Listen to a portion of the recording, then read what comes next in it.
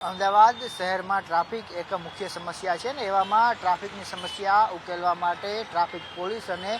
AMC સહિતના જે વિભાગો છે તે સંકલન કરી અને અલગ અલગ જગ્યાઓ ઉપર જે કટ આવેલી છે તે કટ બંધ કરી રહ્યા છે ને એ જ દિશામાં જે પિરાણા 4 રસ્તા છે ત્યાં પણ આવેલો જે કટ છે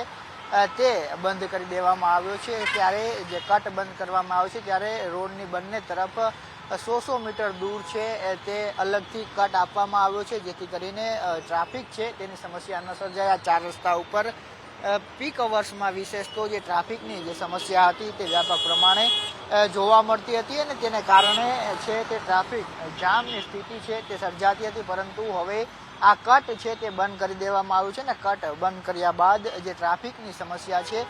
તેનો ક્યાંક ને ક્યાંક ઉકેલ આવતો હોય તેવું લાગી રહ્યું છે, કારણ કે બંને તરફ છે તે સ્મૂથ રીતે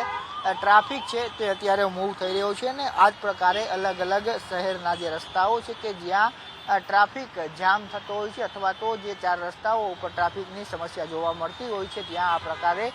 કટ મૂકી અને એ સમસ્યા છે તેનો ઉકેલ લાવવાનો પ્રયાસ કરવામાં આવી રહ્યો છે। કેમેરા પર્સન રીતેશ સુથાર સાથે જયેશ ચૌહાણ, ન્યૂઝ કેપિટલ, અમદાવાદ।